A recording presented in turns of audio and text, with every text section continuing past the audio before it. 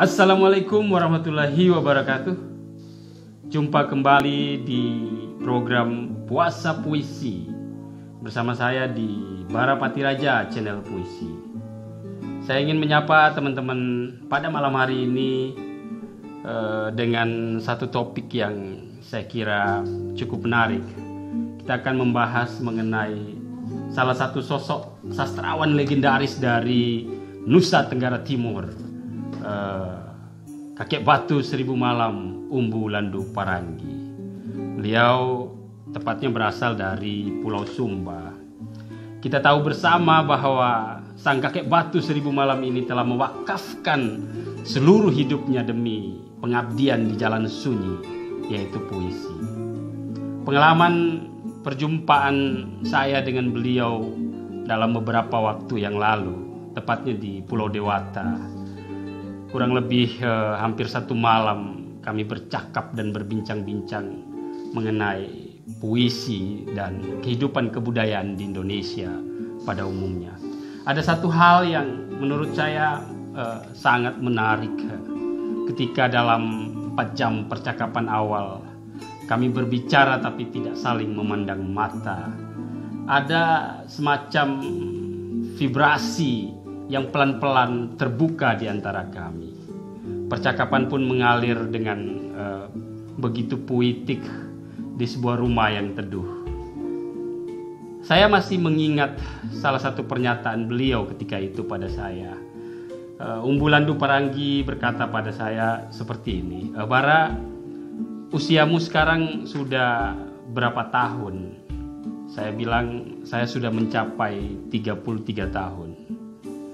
Lalu kemudian Umbu Landu Paranggi mengatakan, "Bara, kamu punya waktu kurang lebih 7 tahun lagi untuk menemukan daya puisi dalam penciptaan karya. Oleh karena itu manfaatkanlah 7 tahun ini dengan baik. Terus kamu gali bahasa ibu yang mengikat lidahmu. Sebab hidup adalah hanya menunggu keranda keberangkatan. Kirimkan padaku beberapa keranjang puisi agar aku bisa menghimpun sajak-sajak." Pesan ini menurut saya sangat memberi satu motivasi yang sangat luar biasa dalam giroh saya untuk berkarya. Saya mengingat itu dengan baik dan saya jadikan itu sebagai bekal untuk terus menggali khazanah kebudayaan lokal. Perjumpaan kami kemudian kami akhiri dengan satu pelukan hangat yang saya kira akan senantiasa memberikan jejak kata-kata. Saya ingin menghibur teman-teman pada malam hari ini dengan beberapa lantun puisi yang saya tulis untuk Umbu Landu Paranggi maupun yang ditulis oleh Umbu Landu Paranggi. Saya akan membuka puisi pertama dengan salah satu persembahan liris dari sang Kakek Batu Seribu Malam dengan satu puisi yang bertajuk Ibunda Tercinta. Ini ditulis tahun 1965 dan termuat dalam Tonggak 3 Antologi Puisi Indonesia Modern yang dieditori oleh Saudara Linus Suryadi AG, Gramedia Jakarta 1987. Ibunda Tercinta, Umbu Landu Paranggi. Perempuan tua itu senantiasa bernama. Duka, derita, dan senyum yang abadi.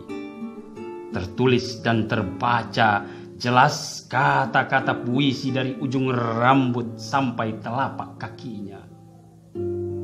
Perempuan tua itu senantiasa bernama. Korban, terima kasih, restu dan ampunan. Dengan tulus setia telah melahirkan berpuluh lakon, nasib dan sejarah manusia. Perempuan tua itu senantiasa bernama cinta, kasih sayang, 3 patah kata purba. Di atas pundaknya setiap anak tegak berdiri, menjangkau bintang-bintang dengan hatinya dan janjinya. Puisi yang kedua masih ditulis oleh Umbu Landu Paranggi. Ini salah satu puisi yang sangat saya sukai, berjudul Melodia. Cintalah yang membuat diri betah untuk sesekali bertahan, karena sajak pun sanggup merangkum duka gelisah kehidupan. Baiknya mengenal suara sendiri dalam mengarungi suara-suara luar sana. Sewaktu-waktu mesti berjaga dan pergi, membawa langkah kemana saja. Karena kesetiaanlah maka jinak mata dan hati pengembara. Dalam kamar berkisah, taruhan jernih memberi arti kehadirannya. Membukakan diri, bergumul dan merayu hari-hari tergesa berlalu. Meniup seluruh usia, mengitari jarak dalam gempuran waktu. Takkan jemu-jemu napas bergelut di sini dengan sunyi dan rindu menyanyi. Dalam kerja berlumur suka duka. Hikmah pengertian melipur damai. Begitu berarti kertas-kertas di bawah bantal penanggalan penuh coretan selalu sepenanggungan mengadu padaku dalam deras bujukan. Rasa-rasanya padahal dengan dunia sendiri manis, bahagia sederhana. Di ruang kecil papa, tapi bergelora, hidup kehidupan dan berjiwa.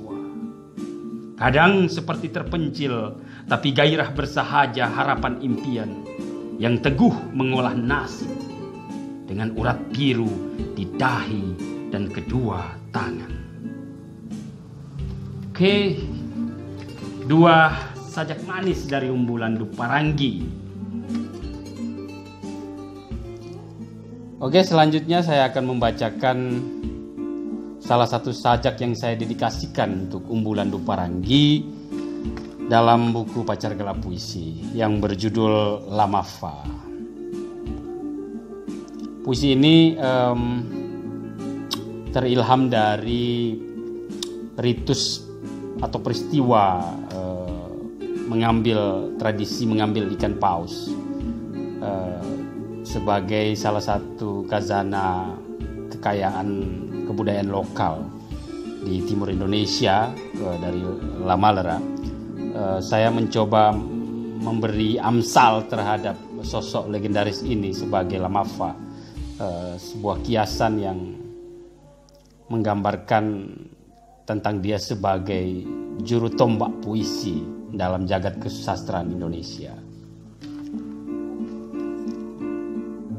Lamafa, Umbu Landu Paranggi. Di musim leva, kau tombak sisikmu dengan puisi. Diri pun jadi asing seperti perahu dijauhkan dari dermaga. Siapa sanggup lunasi nganga luka-lukamu? Baleo, baleo, baleo umbu. Sebelum ombak Oktober mendekat, sebelum peledang-peledang mengirim buih perih ke ceruk mata ina di Uma Sunyi, kau tulis nasibmu di sirip dayung ulir jati. Kau tabuh genderang di laut asin, sebab waktu adalah seekor paus pemburu. Dan seorang laki-laki bukanlah siapa-siapa sebelum diburu dan memburu. Baleo, baleo, baleo, umbu-umbu baleo. Lamafa yang merobek peta dan menyulam rasi-rasi bintang di keningnya sendiri.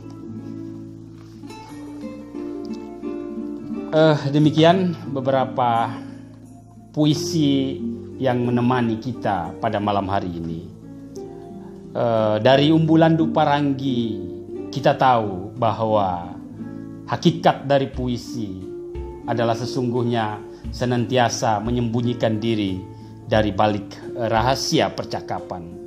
Puisi tidak menyatakan dirinya secara langsung agar kemudian dengan mudah diketahui rahasia di balik peristiwa oleh pembaca, tetapi melalui Umbu Landu Paranggi kita berlayar dalam sebuah lautan rahasia yang maha dalam. Oleh karena itu, dari Umbu Landu Paranggi kita belajar bagaimana senantiasa mengolah kekuatan dan daya dalam diri untuk mencandra dunia di luar diri secara lebih jernih.